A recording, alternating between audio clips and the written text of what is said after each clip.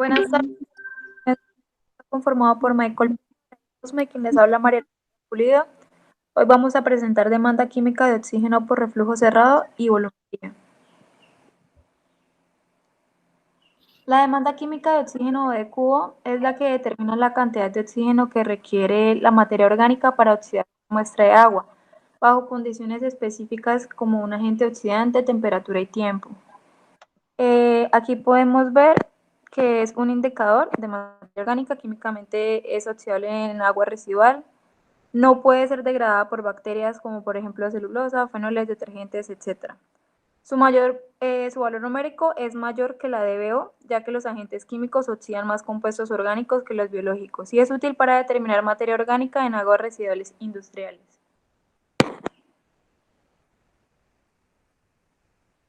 Bueno, para determinar el DQ en una aguas residuales, tenemos varios métodos, entre los cuales nos encontramos el reflujo cerrado de volumetría. Dentro de este mismo reflujo cerrado encontramos el método de clorimétrico, el cual nos permite, dice que la materia orgánica resulta oxidada por una mezcla a ebullición de los ácidos crómico y sulfúrico. Y esta se somete a un reflujo o en una muestra en una solución ácida fuerte con exceso de dicromato. Después de esta digestión, el dicromato no reducido se cuantifica para determinar la cantidad de dicromato consumido. En este tipo de reflujo se utiliza más que todos los equipos de tubos de digestión termorreactor o espectrofotómetro. Los reactivos, vamos a explicar tres tipos. La primera es la solución de digestión, que trata de añadir 500 mililitros de agua destilada, 10,216 gramos de dicromato de potasio de calidad de reactivos estándar, previamente secados a 103 grados centígrados durante 2 horas, 167 mililitros de sulfato de mercurio concentrado y 33,3 gramos de sulfato de mercurio pues, normal. Se disuelven y se enfrían a temperatura ambiente y se diluyen en 1 litro de agua. El reactivo de ácido sulfúrico se da a partir de añadir al sulfato de plata en cristales o en polvo al sulfato de mercurio concentrados en proporciones 5,5 gramos de sulfato de plata por kilogramo de sulfato de mercurio. Se deja reposar de 1 día a 2 para disolver el sulfato de plata. Y el talato de hidrógeno de potasio, patrón, se tritura y se seca el talato de hidrógeno de potasio, o FHP, a peso constante a 120 grados centígrados. Se disuelve en 425 miligramos después en agua destilada y una vez diluida hasta 1000 mililitros. El FHP tiene un DQO teórico de 1,176 miligramos de oxígeno sobre miligramo y esta solución tiene un DQO teórico de 500.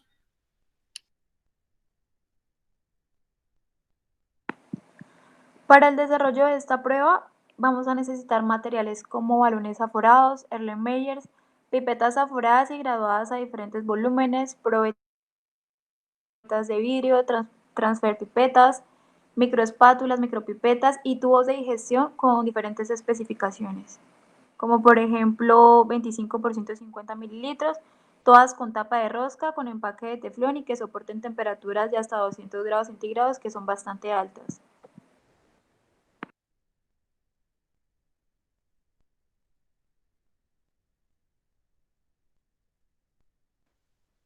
Bueno, para la toma y preservación de las muestras, lo primero que toca hacer es tomar las muestras en una botella de plástico de vidrio, la cual nos permitirá preservar la muestra de campo adicionándole una concentración de ácido de plata, de mercurio.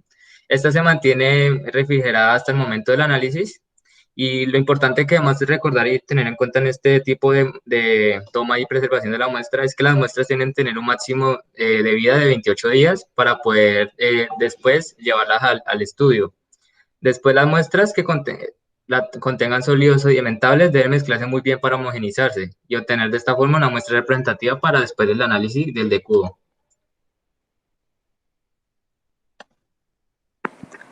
No, se exige esta prueba generalmente en aguas residuales o aguas naturales, el método de reflujo cerrado. a 5220 es económico en el uso de reactivos de sales metálicas, pero requiere a su vez homogeneización de las pruebas que contienen sólidos en suspensión para obtener resultados reproducibles.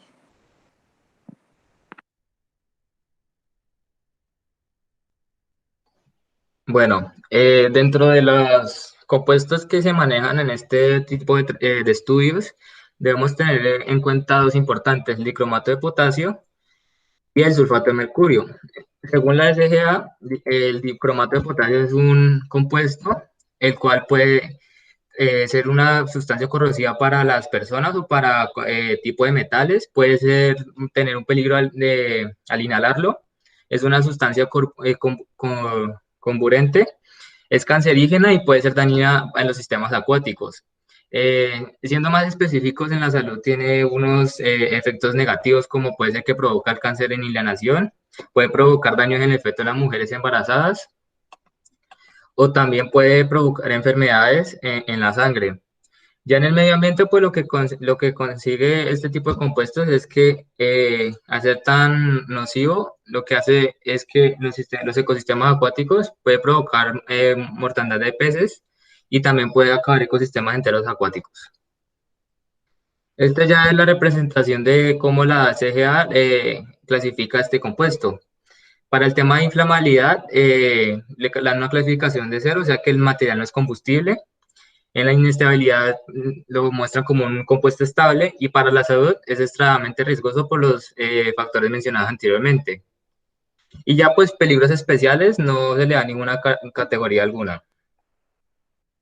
Ya pasando al sulfato de mercurio 2, que es como el que más se utiliza en este tipo de tratamientos, de estudios, tenemos que la SGA lo clasifica peligro de irritación al inhalar, es cancerígeno y al igual que el anterior compuesto puede ser también mortal y dañino para los ecosistemas acuáticos. Esto también ¿qué provoca también? Pues ya mencionamos, provoca cáncer y también puede provocar daños en órganos blandos. Y pues provoca los mismos daños al ecosistemas acuáticos como el compuesto de dicromato de potasio.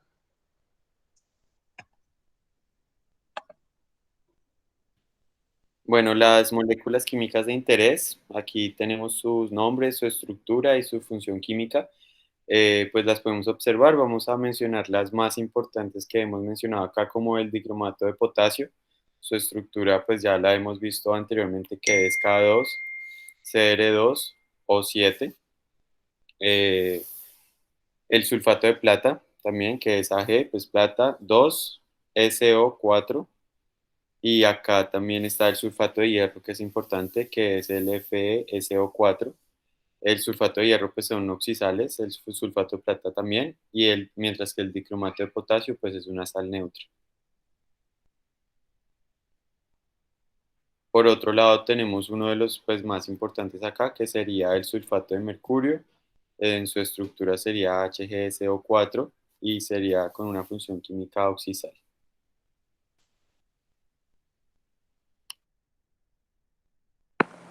Bueno, en el ámbito de aplicación empleamos una norma que tiene como objetivo determinar la demanda química de oxígeno y esta norma describe los métodos de análisis para determinar tal de Q en el agua y utiliza el método titrimétrico de reflujo abierto, titrimétrico de reflujo cerrado y colorimétrico de reflujo cerrado.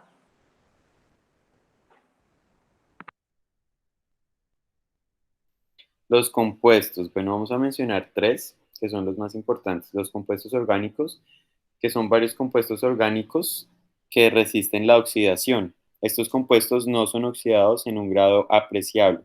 Esto ocurre en parte debido a que pues, los compuestos orgánicos volátiles están presentes en fases gaseosas y no entran en contacto con el oxidante.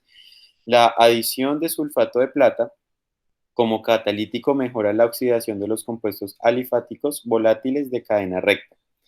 Eso por un lado. Los haluros, por otro, reaccionan con el sulfato de plata produciendo precipitados, inhibiendo su actividad catalítica. Esta dificultad puede reducirse antes de iniciar el proceso de digestión, aunque no eliminarse completamente.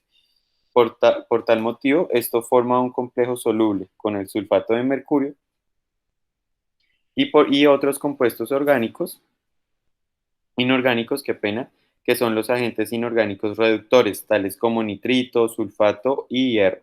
Generan valores más altos de DQO. Esto es importante saberlo porque estos interferentes pueden ser eliminados mediante una reacción con mercurio. Por eso es tan importante este compuesto.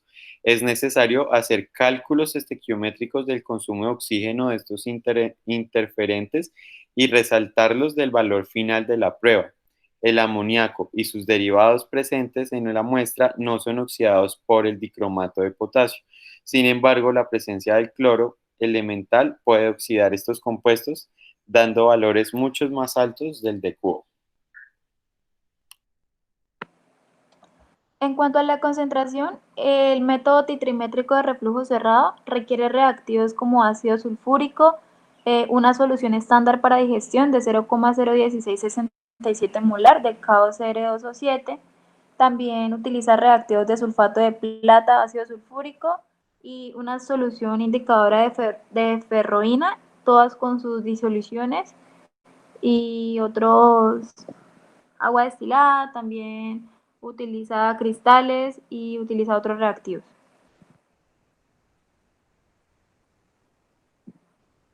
Bueno, hablando de otro tipo de unidades de concentración que se manejan en este tipo de cubo de la aplicación, encontramos que usan una solución tituladora estándar de aproximadamente 0,10 molar de SAF, la cual se disuelve de este 39,2 gramos en agua destilada y se le adiciona 20 mililitros de sulfato de plata.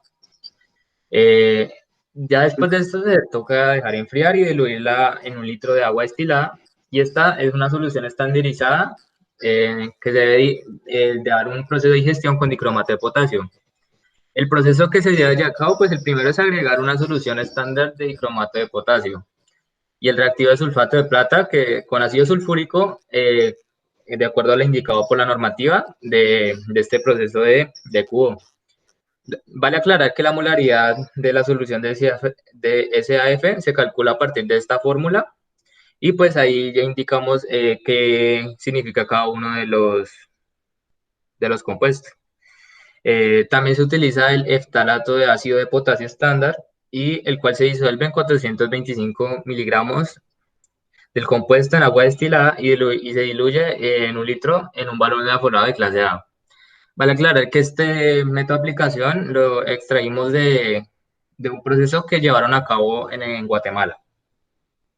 Y pues estas serían las referencias utilizadas en la exposición. Muchas gracias.